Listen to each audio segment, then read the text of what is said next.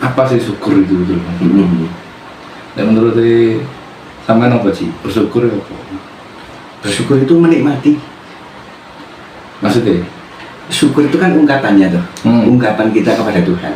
Ya. Tapi rasanya adalah nikmat. Ya. Kalau kita nggak bisa menikmati ya nggak mungkin kita ini bersyukur kan gitu. Mengungkapkan kesyukuran atas nikmat itu aja. Contohnya gimana? Saya dinikmati apa sih? Jogging enggak? ya. Tapi ini memang menjadi template. Iya kan sekarang yang jadi ini yang ekonomi loh. Ya. Orang-orangnya jadi masalah yang ekonomi apalagi kondisinya seperti ini kan. Iya benar. Terus ya apa caranya bersyukur sih? Ya. Sedangkan kita ini soge ya enggak. Terus punya sesuatu yang bisa dibanggakan ya enggak itu. Barangnya Iya. Ini urusannya materi kan gitu. Materi kan sekarang temanya kan materi terus sekarangnya materi. Jadi gini Mas Effendi, syukur itu urusan kualitatif bukan kuantitatif. Yang pertama itu dulu ya kan. Ya. Terus kalau Mas Effendi tadi itu tanya kan ibaratnya pertanyaannya gini, ya wong kita belum kaya, apa yang mau kita syukuri? Iya. Bagaimana kita bisa mensyukuri ketidakkayaan kita kan?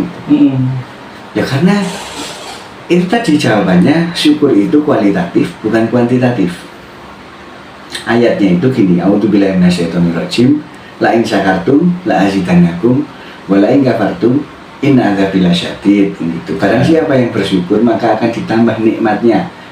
Bukan banyaknya, bukan kuantitatifnya, bukan kuantitasnya yang ditambah tapi kualitatifnya. Ayat selanjutnya atau kalimat selanjutnya itu bilang, dan barang siapa mengingkari atau kufur akan nikmatnya Allah, tunggulah sesungguhnya azabnya Allah sangat pedih. Jadi kalau orang yang nggak bisa bersyukur, siap-siap aja menerima azabnya Allah. Tuh, kalau ayatnya suruh nunggu berarti pasti datang. Iya, itu janjinya Allah. Janjinya Allah yang pasti Allah tepati. Perkara syukur, makanya hati-hati dengan rasa syukur. Dulu ada pernah satu teman yang bertanya gini, menurut kamu orang yang sukses itu apa? Ini konteksnya apa? Aku bilang gitu kan. Ya konteksnya hidup. Apakah dia yang mencapai kekayaan, harta yang melimpah kan gitu, atau jabatan yang tinggi, kekuasaan yang luas kan gitu, atau dia mendapatkan wanita yang sempurna. Menurut dia ya, tidak ketiganya aku bilang itu.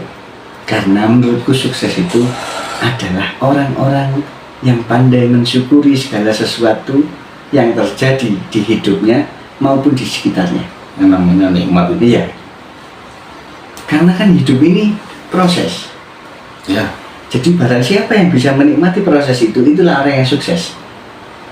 Hidup ini bukan untuk mencapai sesuatu atau goals, bukan. Tapi bagaimana cara kita menyikapi proses yang terjadi. Makanya hidup itu jalan atau jalan hidup. Way of life kan gitu. Yes. Bukan lifestyle. Yes. Iya, benar. Bukan lifestyle, karena kalau hidup itu kakean gaya, ya kan? Ya tadi ini yo. Itu tadi. Ya itu tadi. Nggak kita melihatnya cuma dari segi materi. Tidak menemukan nikmatnya. Nah, menerima dulu. Untuk mensyukuri itu kita harus menerima dulu. Bahasanya sekarang itu berdamai dengan diri sendiri. Iya, berdamai dengan diri dan keadaan. Jadi terima dulu apa yang terjadi di sekitar kita maupun yang terjadi kepada kita. Oh, ini semua terjadi karena izinnya Allah. Kehendak Allah. Karena kehendak Allah. Dan yang pasti lebih baik daripada kehendak kita. Iya. Kan ada ayatnya juga.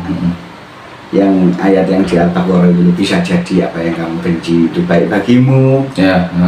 Dan bisa jadi apa yang kamu suka itu tidak baik bagimu. Sesungguhnya Allah Maha mengetahui segala sesuatu kan gitu.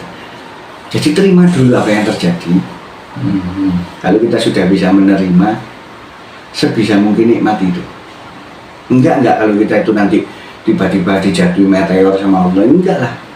Berarti tugas kita nih ya menyelaraskan diri sama kehendak Allah aja. Iya, Biar kita bisa menemukan nikmatnya Iya. ya dia. selaraskan keinginanmu, selaraskan nafsumu sebisa-bisanya dengan kehendak Allah.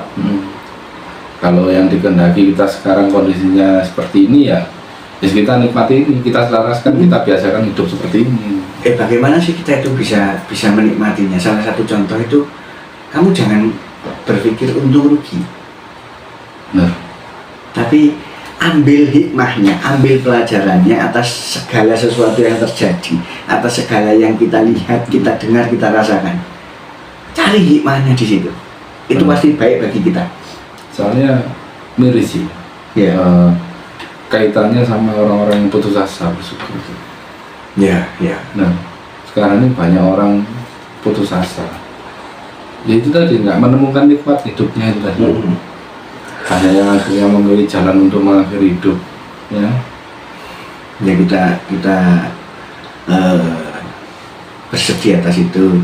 Kita doakan semoga tidak ada lagi yang seperti itu. Ya, Semoga kita semua juga semakin pandai dalam bersyukur. kita bersyukur, Tapi ya syaratnya harus itu dulu, menerima dulu. menerima. Bukankah di surat Al-Ikhlas itu ayat pertama kita disuruh menerima? Qul huwallahu ahad itu tidak hanya menerima Allah sebagai satu-satunya, tapi segala yang terjadi ini kehendak daripada Allah. yang satu, kan gitu. Terima dulu. Setelah kamu menerima, kamu bergantung. Allahus Somad itu Allah sebagai satu-satunya tempat bergantung. Allah itu Rahman Rahim loh. Masa mau menyesatkan kita?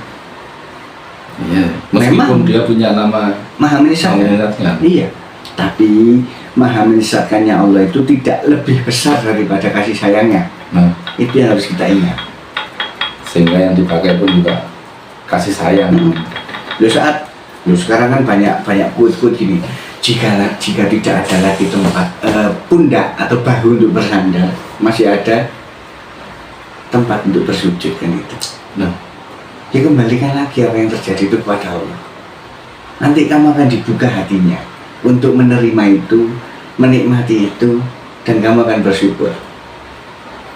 Orang yang sukses, sekali lagi, orang yang sukses itu orang yang pandai dalam mensyukuri segala sesuatu. Lisan Al-Qaid.